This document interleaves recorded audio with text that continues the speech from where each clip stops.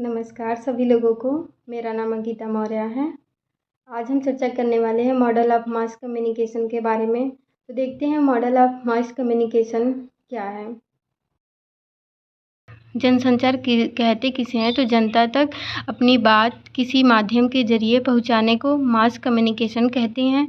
अन्य शब्दों में कहे तो मास कम्युनिकेशन एक ऐसी प्रक्रिया है जिसमें कोई व्यक्ति, लोगों का समूह या फिर कोई संस्था अपने मैसेज को एक बहुत बड़े ग्रुप तक पहुंचाती है। इसके लिए एक कम्युनिकेशन चैनल का इस्तेमाल किया जाता है। एक communication channel broadcast, television, radio, social media और प्रिंट मीडिया इत्यादि होते हैं। आज का टाइम डिजिटल दुनिया का है जिससे लोगों तक बात आसानी से पहुंचाना बहुत सरल हो चुका है। डैनियल मैकवेल के अनुसार जनसंचार की परिभाषा को देखते हैं। एक मॉडल जनसंचार की गतिशील प्रक्रिया के कुछ पहलू का मौखिक या आरेखीय रूप में एक चयनात्मक प्रतिनिधित्व है। यह निर्धारित करना आसान नहीं है कि बात कहाँ शुरू होती है और कहाँ समाप्त होती है, क्योंकि संचार एक जटिल प्रक्रिया है। इसलिए संचार की प्रक्रिया को सरल बनाने के लिए, समझने के लिए संचार मॉडल का प्रतिपादन किया गया है। सबसे पहले हम सामान्य संचार मॉडल को देखेंगे। आप अच्छी तरह से जानते हैं कि संचार तब होता है जब प्रेषक एक निश्चित संदेश का चयन करता है और इसे चयनित संदेश पर प्रसारित करने के लिए एक विशेष उपचार देता है। जनरल कम्युनिकेशन मॉडल हमारा एक रैखिक मॉडल है। इसमें संचार जो है एक तरफ से होता है। इसमें स्पीकर की भूमिका बहुत महत्वपूर्ण होती है। इसमें आप तय करते हैं कि क्या संदेश भेजना है, उसके साथ कैसा व्यवहार करना है, किस चैनल का उपयोग करना है, ताकि आपके ऑडियंस जो है उसे प्राप्त कर सकें और उसका अनुसरण कर सकें। यदि आप खराब यानी कि अच्छा विकल्प नहीं चुनते हैं तो आपका जो कम्युनिकेशन है वो विफल होने की संभावना अधिक रहती है। इसके बाद हम अरस्तु का मॉडल के देखते हैं। अरस्तु का मॉडल ये सबसे पुराना संचार मॉडल है जो 300 ईसा पूर्व का है। यह अरस्तु एक ग्रीक दार्शनिक हैं। इन्होंने अपनी पुस्तक रिटोरिक में इसकी चर्चा की है। यह सार्वजनिक भाषण, सेमिनार और व्याख्यान में उत्कृष्टता हासिल करने का एक अचूक तरीका है, जहां प्रेषक यानी सार्वजनिक वक्ता, प्रोफेसर आदि अपना संदेश प्राप्तकर्ता यानी जो हमारे ऑडियंस हैं तक पहुंचाते हैं। इसलिए इस मॉडल में प्रेषक एकमात्र सक्रिय सदस्य है, जबकि दर्शक निष्क्रिय होता है। इसे एक एग्जाम्पल के द्वारा समझ सकते हैं कि जैसे कोई प्रोफेसर है, वो ब्लड रिलेशन या कोई भी टॉपिक एक पढ़ा रहा है और जो स्टूडेंट है वो उसे सुन रहे हैं। टीचर्स उसे अच्छी तरीके से पढ़ा रहा है, बच्चे उन्हें इंटरेस्ट के साथ सुन रहे हैं, लेकिन इसमें टीचर्स का जो प्रोफेसर है उन्हीं का रोल दिखता है। बच्चे एक निष्क्रिय मुद्रा में होके उस चीज़ को अच्छे से समझते हैं। यहाँ पे जो फीडबैक होता है, फीडबैक की बात यहाँ पे नहीं किया जाता। इसीलिए कहा जाता है कि जो प्रोफेसर है वो एक्टिव है और जबकि जो ऑडियंस यानी कि जो हमारा स्टूडेंट है वो इसमें निष्क्रिय की भूमिका निभाता है। अरस्तु ने 3 तत्वों की पहचान की है जो संचार में सुधार करते हैं। पहला, लोकाचार। लोकाचार वक्ता की विश्वसनीयता को परिभाषित करता है। वक्ता को अपनी पसंद के क्षेत्र में विशेषज्ञ होने से विश्वसनीयता, अधिकार और शक्ति प्राप्त होती है। सेकेंड है हमारा पाथोस, जिसमें विभिन्न भावनाओं, क्रोध, उदासी, खुशी आदि के माध्यम से वक्ता को दर्शकों से जोड़ता है। थर्ड हमारा है लोगोस। लोगोस एक महत्वपूर्ण तत्व है जो तर्क का प्रतीक है। कोई भी अगर हम लेक्चर दे रहे हैं तो वो सिर्फ रोचक या रोचक होना ही ज़रूरी नहीं है, इसके लिए तर्क के नियमों का पालन करना भी आवश्यक है। इसके अलावा अरस्तु ने सुझाव दिया है कि हम संचार के सर्वोत्तम तरीकों का विश्लेषण करने के लिए संचार स्थिति में 5 घटकों को देखते हैं। 5 घटक बताने से पहले उन्होंने सिर्फ 3 घटक के बारे में बताया था, स्पीकर, स्पीच एंड ऑडियंस। उसके बाद उन्होंने दो घटक ओकेज़न और इफ़ेक्ट को इसमें जोड़ दिया था। तो इसमें हम आगे देखते हैं कि अरस्तु इस मॉडल को बताते देखते हैं कि प्रभावी संचार के लिए प्रत्येक जो स्पीकर को अपने ओकेज़न के हिसाब से, ऑडियंस के हिसाब से अपना मैसेज डिज़ाइन करना चाहिए। किसी भी कम्युनिकेशन को सफल बनाने में स्पीकर की बहुत बड़ी भूमिका होती है। अच्छा स्पीकर वह होता है जो ऑडियंस की ज़रूरत को समझे। जैसे अगर कोई पॉलिटिशियन है तो वो हमारी यूनिवर्सिटी में स्टूडेंट या यूथ के सामने जाके वो पॉलिटिकल बातें नहीं करेगा, वो एजुकेशन से रिलेटेड बातें उसे करना चाहिए। इसीलिए वहाँ पे उसकी ज़रूरत है कि बच्चों की शिक्षा के बारे में वहाँ जाके बात करें, ना कि अपनी राजनीतिक का प्रचार प्रसार करना। दूसरा, स्पीच देते समय स्पीकर को अपने शब्दों का सिलेक्शन सही ढंग से करना चाहिए। अरस्तू का मानना है कि पब्लिक स्पीकिंग में वर्बल ही नहीं बल्कि नॉन वर्बल कम्युनिकेशन का भी उपयोग करना चाहिए, क्योंकि कुछ चीज़ें हम बोल के नहीं बता पाते हैं लोगों को, इसलिए हमारे बॉडी लैंग्वेज, हमारा आई कांटेक्ट बहुत ज़्यादा हमारे कम्युनिकेशन में अहम भूमिका निभाता है। इसमें कुछ क्रिटिसिज्म की बात करें तो इसमें फीडबैक की बातें नहीं की गई हैं। और दूसरा देखें तो इसमें जो हर मॉडल में नॉइज़ और बैरियर्स कहीं न कहीं उत्पन्न होते हैं, इसमें उसके बारे में भी नहीं बताया गया है। इनका मानना है कि किसी भी मॉडल को सफल बनाने के लिए एक स्पीकर का बहुत ही टैलेंट होना बहुत ज़्यादा ज़रूरी है। उसको ऑडियंस का एनालिसिस करना, ऑडियंस पर स्टडी करना बहुत ज़्यादा ज़रूरी है। फिर हम देखते हैं लॉसवेल का संचार मॉडल। इस मॉडल के अनुसार यह एक रैखिक मॉडल एवं एक तरफ़ा मॉडल है। यह मॉडल संदेश को महत्व देता है, लेकिन अरस्तू के मॉडल की तरह फीडबैक तत्व को इसमें शामिल नहीं करता है। इनके भी 5 कंपोनेंट्स बताए गए हैं, जैसे हु, संदेश किसने भेजा, उन्होंने क्या कहा, उन्होंने किस चैनल का उपयोग किया, जैसे टीवी या रेडियो का, उन्होंने यह बात किससे कही, इसका रिसीवर पर क्या प्रभाव पड़ा। तो हु जो है इसमें सेंडर, सबसे अहम भूमिका हु का होता है। किसी भी सक्सेसफुल कम्युनिकेशन में हु का अहम भूमिका निभाता है। कम्युनिकेशन कैसा है, उसकी स्किल कैसी है, जितना अच्छा उसका स्किल होगा उतनी अच्छी ही हमारी प्रभावी संचार होगा। दूसरा, हम से व्हाट, मतलब वो कहना क्या चाहता है। अगर कोई महान वक्ता है, कोई लेखक, कोई प्रोफेसर है, तो उन्होंने क्या बोला, क्या कहा, उन्होंने मैसेज क्या दिया, इसका बहुत ज़्यादा कम्युनिकेशन में प्रभाव डालता है। तीसरा, हम देखते हैं कि चैनल यानी मीडियम, उन्होंने किस माध्यम का चुनाव किया। जैसे कृषि वैज्ञानिक है, उन्हें किसानों से बात करना है, तो पहले ये देखते हैं कि वहाँ के लोग कितना साक्षर है, उन्हें किस माध्यम का चुनाव के द्वारा हम उन्हें समझा सकते हैं कि मतलब उनके सामने प्रस्तुत होकर उन्हें समझाना है कि उन्हें ऑनलाइन सिखाना है जो भी चीज़ें हैं। और वहाँ अगर उन्हें उनके पास जाके सिखा रहे हैं तो उसमें भी वो वर्बल एवं नॉन वर्बल चीज़ों का प्रयोग करते हैं कि उन्हें, अगर वो ज़्यादा लिटरेट हैं, साक्षर हैं, तो उन्हें बोल के समझा सकते हैं। लेकिन अगर वो लोग साक्षर नहीं हैं तो उन्हें पोस्टर, कठपुतली या किसी चीज़ के द्वारा उन्हें सिखाते हैं। फिर हम चौथा देखेंगे टू होम यानी कि रिसीवर। इफ़ेक्टिव बनाने के लिए हम सबसे पहले रिसीवर को देखेंगे कि वे कौन है, स्कूल के बच्चे हैं कि ग्रामीण हैं कि गांव के लोग हैं कि सर्विस करने वाले हैं। जैसे कोरोना के समय में लोगों की सकारात्मक सोच के बारे में देखा गया कि जो जैसे थे उन्होंने कोरोना को उस हिसाब से लिया। कोई निगेटिव ले रहा था तो कोई पॉजिटिव ले रहा था। पाँचवा देखते हैं कि विथ व्हाट इफ़ेक्ट यानी कि फीडबैक।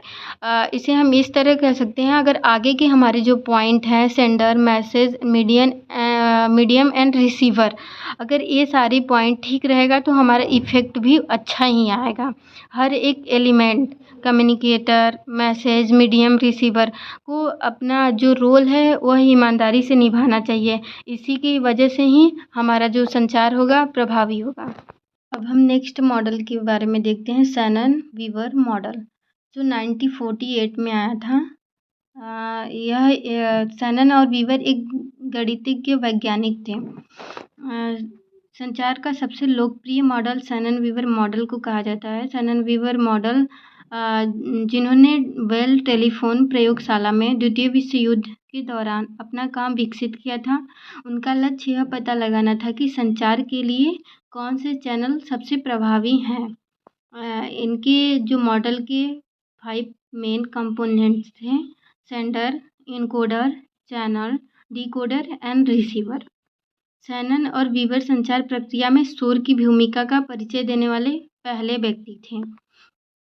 अपनी पुस्तक इंट्रोडक्शन टू कम्युनिकेशन स्टडीज़ में जॉन फिस्के ने शोर को इस प्रकार परिभाषित किया है कि कुछ भी जो इसके प्रसारण और रिसेप्शन के बीच सिग्नल में जोड़ा जाता है जो स्रोत द्वारा अभिप्रेत नहीं है। सीधे शब्दों में कहें तो फीडबैक प्राप्तकर्ता की प्रतिक्रिया को वापस सेंडर तक स्थानांतरित करता है। शायद फीडबैक का सबसे महत्वपूर्ण कार्य यह तथ्य है कि यह प्राप्तकर्ता को संचार प्रक्रिया में शामिल होने में मदद करता है। यह प्राप्तकर्ता को संदेश के प्रति अधिक ग्रहणशील बनाता है क्योंकि उन्हें लगता है कि उनकी राय को ध्यान में रखा जा रहा है।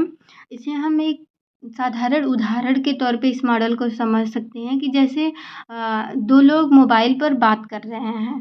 जैसे यहाँ से मैंने कुछ बोला, उस व्यक्ति तक पहुँचने से पहले जो मेरी वॉयस है वो सिग्नल के द्वारा जाती है, फिर उसे इनकोड करती है।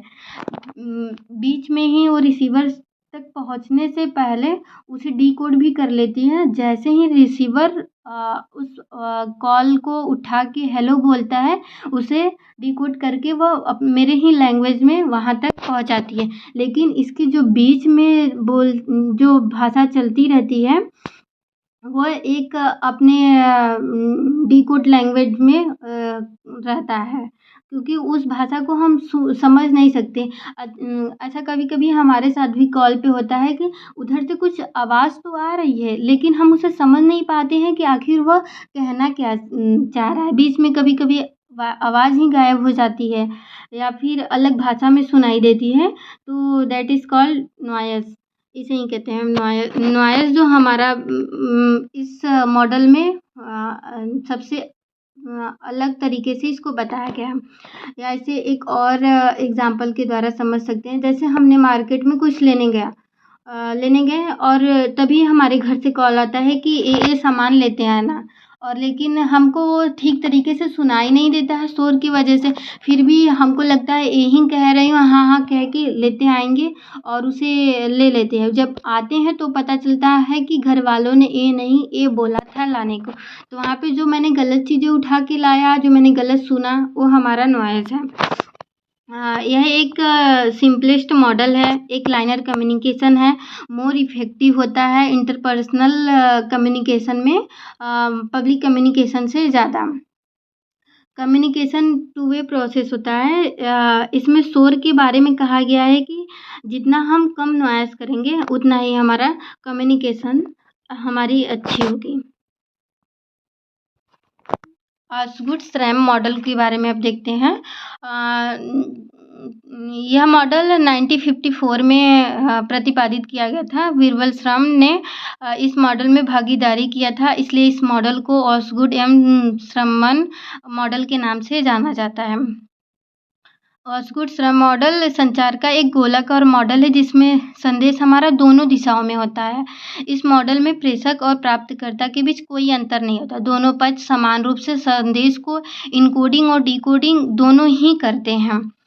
संचार के श्रम मॉडल के अनुसार एक स्रोत जो सिग्नल को इनकोड करता है और एक रिसीवर है जो सिग्नल को डीकोड करता है। प्रेषक और रिसीवर एक साथ ट्यून किया जाना चाहिए और स्रोत इनकोडर और डिकोडर रिसीवर दोनों के सामान्य क्षेत्र अनुभव के आधार पर संचार से अधिकतम आउटपुट प्राप्त किया जा सकता है। जैसे इसमें जो होता है कि इस मॉडल को समझने से पहले खुद को एज अ पार्टिसिपेंट शामिल करना पड़ेगा कि हमें ही रख के खुद को शामिल। ऐसे एक उदाहरण के द्वारा समझते हैं। मान लीजिए आप अपने दोस्त से किसी विषय पर बात कर रहे हैं, कोई भी टॉपिक हो सकता है, कोई भी मुद्दा हो सकता है, तो आपने अपने जो विचार हैं उस टॉपिक पर या जो भी आपको उसके बारे में नॉलेज है, आप उसको अपने दोस्त के सामने रख रहे हैं।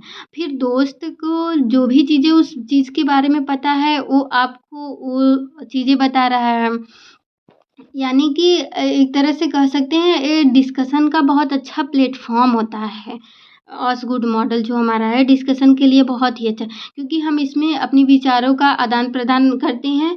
जो जब हम मैसेज को इनकोड कर रहे हैं यानी मैसेज भेज रहे हैं, तो उसे रिसीवर लेता है, उसे डिकोड करता है, फिर वह खुद इंटरप्रेट करता है, फिर उस मैसेज को वह इनकोड करके मैसेज के द्वारा फिर वो अपने पहले वाले के पास भेजता है। पहला वाला फिर उसे डिकोड करता है, इंटरप्रेट करता है, फिर इनकोड करता है। फिर ये प्रोसेस जो है जिसे हम सर्कल में कह सकते हैं, हमें कंटिन्यू चलता रहता है। यह टू वे कम्युनिकेशन है, डिस्कशन का अच्छा प्लेटफॉर्म यह बढ़ाता है। और जो इस सर्कुलर प्रोसेस चलता रहता है वह 1 घंटे 2 घंटे आधे घंटे कुछ भी हो सकता है। इसकी मेरिट्स की बात करें तो मेरिट्स यह डायनेमिक है, इंटरेक्टिव है, मल्टी लाइनर है, सर्कुलर है, इसमें फीडबैक तुरंत प्राप्त होता है, provides platform for serious discussion और एक इंटरपर्सनल कम्युनिकेशन। डीमेरिट्स की बात करें तो इसमें भी बैरियर या नॉइस की बात नहीं कही गई है।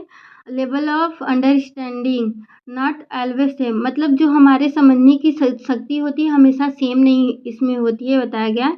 और इसके factors occasion mood perception not discuss. फिर हम देखते हैं बर्लो का SMCR मॉडल। यह संचार मॉडल हमें कम्युनिकेशन के प्रोसेस को सरल शब्दों में समझाने की कोशिश करती है। बर्लो का संचार मॉडल इस मायने में अद्वितीय है कि प्रत्येक चरण में मुख्य तत्वों का विस्तृत विवरण हमको देता है। इसमें 4 कंपोनेंट्स के बारे में बताया गया है। एस फॉर सोर्स या sender, M for message, C for channel and R for receiver. जैसे इसमें सोर्स में दिया गया है कि communication skill, attitude, knowledge, social system, culture. जो हमारे सोर्स है उसको इनकोड करता है, मैसेज आता है, मैसेज में क्या क्या विशेषताएं हैं इसकी, या तो देख सकते हैं क्या एलिमेंट्स। तो मैसेज हमारा कंटेंट कैसा है, उसके एलिमेंट्स क्या क्या हैं, ट्रीटमेंट, स्ट्रक्चर एंड कोड। फिर उसे हम चैनल के द्वारा भेजते हैं। हमारा चैनल कुछ भी हो सकता है, hearing, seeing, touching, smelling and testing. फिर उसे रिसीवर जो लेता है तो उसे डिकोड करता है। फिर हमारे प्रोसेस में आती है communication skill, attitudes, knowledge, social system and culture. Source देखते हैं, यानी सेंडर जो है, सोर्स ऑफ द मैसेज क्या है। तो इसमें पहला सबसे देखते हैं उसका कम्युनिकेशन स्किल कैसी है, रीडिंग की रीड क्या है, राइट क्या है, प्रेजेंटेशन स्किल कैसा है।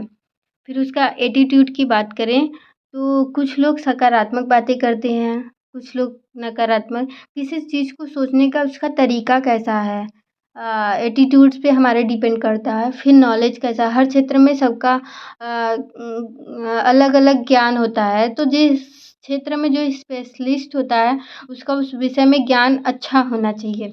सोशल सिस्टम, किसी भी समाज में रहते हैं तो लोग कैसे कैसे बातें करते हैं, तो उससे भी हमारे कम्युनिकेशन स्किल डिसाइड होता है। वो भी बताता है कि उनका कम्युनिकेशन स्किल कैसा है। जैसे गांव में ऐसी बातें होती हैं कि पीरियड्स पे बातें नहीं करनी है, तो सोशल सिस्टम भी देखा जाता है। कल्चर यानी हर संस्कृति में हर समाज हर शब्द का अलग अर्थ होता है, इसीलिए जब भी हम किसी भाषा का प्रयोग करें तो उसे सोच समझ के ही हमें अपने शब्दों का प्रयोग करना चाहिए। इसका सबसे अच्छा उदाहरण माने तो टेलीविज़न पर समाचार देखना बहुत बैरलों के संचार का सबसे आदर्श उदाहरण है। इसमें जो समाचार प्रस्तुतकर्ता होता है वो समाचार का स्रोत है और वह दर्शकों तक संदेश पहुंचाती है। समाचार संदेश है और किस माध्यम से, यानी कि वो टेलीविज़न से पहुंचा रहा है तो हमारा चैनल है, और जो दर्शक हैं जो देख रहे हैं इसको वो हमारा रिसीवर है।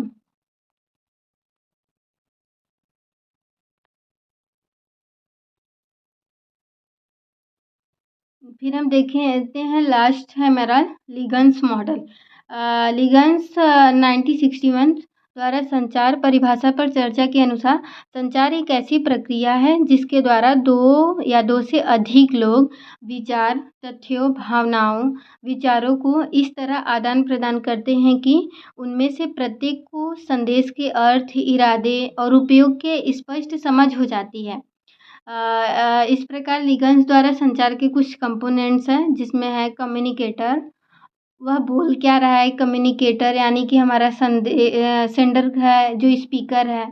फिर वो संदेश, मैसेज क्या भेज रहा है, कैसा मैसेज है, लोगों तक कैसे लोगों के लिए किस प्रकार वो लाभदायक है। फिर संचार के चैनल यानी कि किस मीडियम के द्वारा वो भेज रहा है, टेलीफोन, सोशल मीडिया या तो फिर उनको सामने उनके प्रस्तुत होके। फिर उसका उपचार कैसे करना, जो भी हमारे संदेश है उसके ट्रीटमेंट क्या क्या हैं। फिर उसके बाद हमारे ऑडियंस क्या है उसको डिसाइड करना है कि वो बच्चे हैं कि वृद्ध हैं कि गांव के लोग हैं कि सर्विस करने वाले लोग हैं। फिर उन दर्शकों की प्रतिक्रिया, फिर इस सब के बाद उनकी फीडबैक क्या मिलती है।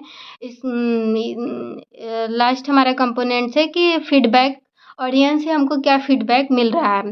इस मॉडल में संदेश और दर्शक की प्रतिक्रिया फीडबैक के उपचार पर अधिक जोर दिया जाता है। यानी कि हमें लोग जो हमारे ऑडियंस है उनसे कितना फीडबैक मिल रहा है, उनको जो चीज़ें हम चैनल के थ्रू समझा रहे हैं उन्हें समझ कितना आ रहा है नहीं आ रहा है। यह मॉडल कृषि विस्तार में अधिक लोकप्रिय है, जिसमें किसानों को प्रौद्योगिकी हस्तांतरित करने और वांछित व्यवहार लाने पर ध्यान केंद्रित किया जाता है और इसलिए संचार फीडबैक के आधार पर अपने संचार को बेहतर बनाते हैं।